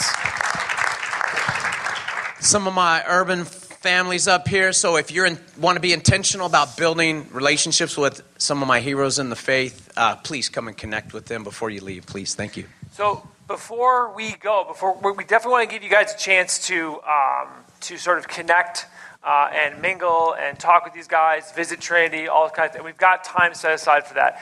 But we did want to spend a little bit of time talking about some of the things that Awana YM has been able to do to additionally to help you. Okay, and you guys can stay or you can go. It doesn't really matter. You can, if you want to sit, you can sit. It's cool. We're just hanging. Missy's in charge. I don't know. We've been fortunate to partner with both Josh and Sean in these last two projects that Awana YM has embarked on in terms of redrafting the entire 4-year curriculum plan. So we just kind of wanted to take a little bit of time to talk with these guys a little bit and get their experience and some of their expertise and why these guys took time out of their lives to hang out with us, to shoot videos, to help us write books, to help us develop some incredible curriculum. Now, Josh, you are an Awana kid, correct? Yeah. I was born and raised in Awana, and I mentioned earlier, I have memorized more verses in Awana than at any other point in my life. It was great. So what led you to, besides the fact that you're I'm going to lose my thing. Besides the fact that you are an Awana kid, why in the world would you partner with this crazy youth ministry of ours? Yeah, absolutely. Well, when I was first asked to help out with the Awana high school program, I went, Awana has high school stuff? Like, I just had no idea. I've always viewed Awana and experienced it as a young person, as a child. And so the thought of helping build on that foundation that has been set in a lot of churches. I grew up conservative, fundamental, hardcore Baptist church, and we were Awana through and through. And then somewhere along junior high or high school, we kind of did our own youth group thing or whatever. And I thought, how cool would it be for churches that have an Awana program? There's a great opportunity to build on that foundation that has been started since the kids were very, very young, continue that into high school, junior high and high school. And then also, I'm really proud of what we've worked really hard to create. I think even if you're not in Awana church, I think it's a great resource. It's an unbelievable curriculum. I'm excited for Sean to be doing the second unit or second year now. I just think it's really, really good. A lot of time and effort went into this project. A ton of people helped put together the resource that has been created. And I'm really, really proud of it as a standalone ministry tool for a year curriculum, and now eventually 4 years. Yeah. So what exactly are the students? The first year is called, or this first book that Josh helped out with is called Disciples. So give us a little bit of what that is. What is Disciples? Yeah, what is a student going to experience? The Journey curriculum starts with basically a year-long discipleship plan where we start at the very beginning, the basics of the Christian faith and what does it mean to be a disciple. The mantra that you see on the Awana staff shirt it says, make disciples. And as we heard, that is our primary mission and that is our job.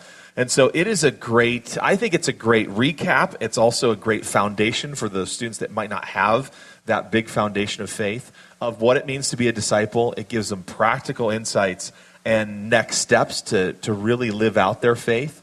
One of the things I like about the lessons is there's an experiential piece in every single unit. So we're challenging people not just to learn and fill your head with knowledge, not just to watch a video or even do a devotion, but to really live out your faith, that your faith would be active. And so, yeah, to me, it is discipleship from start to finish. Awesome.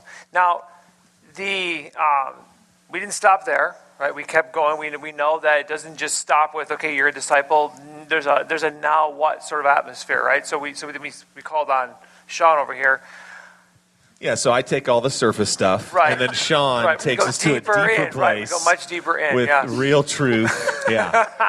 I was actually talking to a church, true story. I was talking to a church this past week, and they were so impressed with how much that the curriculum spoke to the new kid who had never even really doesn't know much about Jesus, but for the kid that was like super well churched, if you will, and could actually dive in deep. And they just were super impressed. They did not expect that to be the case at all. Well, and I would say this too. Awana put a significant amount of resource. I don't even know what you guys spent on it all, but the curriculum is A+ quality. We traveled to a bunch of states. We shot on location. I mean, I try to start each lesson that's on video with a story from my own life. So I got to speak last week to about 1,000 students that had been through the first year of Journey. And it was like I knew them. They were hanging out, high-fiving, and they knew all of my best stories. They knew my life. Because what I was trying to do is just say, this is the journey that I've been on, and here's the ups and downs. Here's the good, bad, and ugly. Here's what I've learned. Here's what I'm still learning. Here's the journey that I'm on. So I feel like it is accessible for someone who's new to faith. It's also, I hope, challenging to those that have been maybe in an Awana their whole life or whatever. I do think it sets the tone. It really does set the table for, okay, I've got what it means to be a disciple. Now, how do I get a firm, apologetic foundation as well? Yeah, I think it sets it up really well. So then how did we rope you into this? Oh, that's a good question. I think Jeremy, for probably feels like 2 years, I would speak. He would kind of show up and go, hey, can we get coffee and hang out?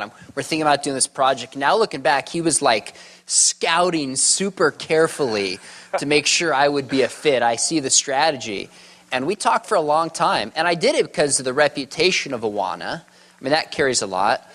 And also the idea of doing a year-long, careful, systematic apologetics and worldview curriculum has been a dream and a passion of mine. So I put together about 5 years ago a 6-part apologetic series for the youth group who's like, we just want to do 6 weeks, give kids Apologetics 101. Great. And then the back of my mind was like, man, how do we just develop the best thing? I didn't have the resources, didn't have the marketing to get it out. And then knowing some of the leadership at Awana that has been stepping in and changing things for the better, taking what Awana has done well, but reaching for a new generation. When this opportunity came, obviously I knew Josh. I heard he was involved. In fact, I remember distinctly, yeah. I called him to make sure, tell me about what you're doing. And one of the things you said is, this is going to be way more work than you thought. That's probably true, but I got this. Oh my goodness. It has been because it's a year's worth of stuff. And there's videos for each lesson, and the amount of information and scripture in the workbook is incredible. It is a lot of work. But I think the end result, I think it shows that it was a lot of work. And I'm really proud of it. I can't wait to see yours. When does yours come out? Is yours soon? July it starts coming out. Fun. So it's soon. But I mean, really the process, we first sat down for 2 days in Starbucks and had these little notepads. And we're like, okay, We got 32 lessons on apologetics. What do we talk about? We start pasting them up there, and then we bring them down. Then we come out, okay, which exact topics are we covering? What's a natural, thoughtful flow that builds from one lesson to the next? What biblical passage do we teach? What lesson are we going to give, and where are we going to go to film this? I mean, there was so much thoughtfulness into even the littlest things we did. I learned during the process, but I think people are going to get this and realize this takes, I think, youth ministry, certainly apologetics and worldview training to another level, that there's not anything out there like it. And that's the lane I run in. There's nobody doing anything like this. Yeah, and I would say if you're familiar with Awana, it's nothing like anything Awana has put out before. I would say it is a whole new generation of Awana. It's next level. It's different. If you have any baggage with Awana, like I remember like red sparky vests and church running around circles, and great, yeah, Awana, do your thing. But this is youth ministry, and it's also Awana. Like, it is really, really good. I think it stands alone. I think it stands in youth ministry head and shoulders above a lot of the stuff that's out there. Quality's through the roof. You got Sean. It's going to be great. I sat in a classroom with Sean as my professor for at least one class. I think maybe it was two. And I remember sitting for a all-day seminar on youth apologetics. And I actually walked in there with sort of a little bit of a snub, sort of snide kind of an attitude of like, I know this, I've got this, I've been teaching this. And the one thing I sort of felt was this incredible desire and need and want from all these youth leaders looking at you going, give us something to teach. And you had a whole bunch of ideas and stuff. Talk to us a little bit about why something like Advocates Youth Apologetics is so important and needed in youth ministry. Well, I think one reason people don't teach apologetics is one reason is people don't know what it is, to be honest, within the church. It needs a better name. Apologetics. So we have these conversations, but there's such a historical sense of using the term that, anyways, that's a whole conversation. But you're right. Second, now I lost my train of thought. What was the question? Why do we need this? Why do we need it? Oh, I think one reason why some church leaders and youth pastors don't is they feel like, I don't know that I have the answers. I don't know this stuff. What if somebody asked me this? Well, this is designed in a way, the best way to learn something is to teach it. So I do the heavy lifting in this area. I couldn't in Josh's area. That's not my specialty. This is what I studied and I've learned. So you will learn through it while you're teaching your students, and you don't have to be the expert. That's fine. We have a whole session on like doubt and asking questions and helping students process that. But I think what makes it valuable is we start at the beginning and we say, okay, why does truth even matter? Which ironically is amazingly relevant given that the cover of Time is Truth Dead? Why does truth matter? What is apologetics? Why is it important to know your faith? What's the relationship between faith and reason? And then we start moving into, okay, what are different worldviews? So you've got naturalism, you've got pantheism, you've got monotheism, etc. And then we start to say, okay, now that we have these different worldviews, how would you begin to know which worldview is true? So we walk through science, we look at like DNA, and we say, okay, wait a minute, if there's information in the cell, there's a mind behind this, so there must be some kind of mind in the universe. Naturalism and pantheism are out. And then we move into, this is my favorite section that makes us so unique, what we call signposts pointing towards God. So at the beginning, Jeremy and I were sitting there going, do you think we can pull this off? I said, let's do it. So we pointed to things like beauty as being an objective pointer to a source of beauty itself. And we filmed it in a beautiful garden. And the idea is we speak about things as if they're beautiful. Well, what worldview makes sense of objective beauty?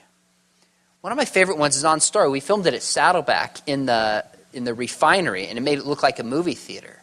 And we talk about, why do human beings love to tell stories? What is a story? And we point out that it's actually, there must be a God, an author of the world, since we see ourselves as a story, not this blind Darwinian process. But the fact that we love and tell and resonate with stories points to us being a part of a larger story. And then we move in towards specific evidence for the historical Jesus. We walk through evidence for the scriptures. Then we get to tough questions like the problem of evil, the challenge of hell. And then at the very end, we just say, okay, what do we do with this? What do you do with doubt? How do you have spiritual conversations? So I'm just telling you, the thoughtfulness in this and the care really blows me away. So you don't have to be an expert. You just have to be willing to step out. And there's just nothing like this out there. I think it's done in a way with the quality, with the stories, that'll draw kids in. And just ultimately our goal is to build up confident disciples willing to share their faith and live it out. There's nothing like it out there, I'm telling you. That's awesome. We really consider ourselves fortunate and blessed to be able to work alongside these guys. They have taught us so much in so many different ways and challenged us to make some really, really great stuff to further your ministry and to make your job easier. So if you're interested, if you want more information, we do have a table in the back, wave table in the back. I can't see back there. But if you want more information, Disciples is out and done, and you can see it, and you can see what it looks like. Advocates looks very similar in terms of how the flow is. Obviously, the content's much different. It'll be ready in July. Thank you to Ryan and Willow for hosting us. Thank you to the rest of the panel for coming. Thanks to you guys for coming. Trinity for showing up and helping us with lunch. This has been a great early afternoon lunchtime. I'm glad you guys were able to come out. We hope that we can do these kinds of things more. Hang out, get to know these guys, get to know each other. We're here. We're not going anywhere. Thank you and have a great day, guys.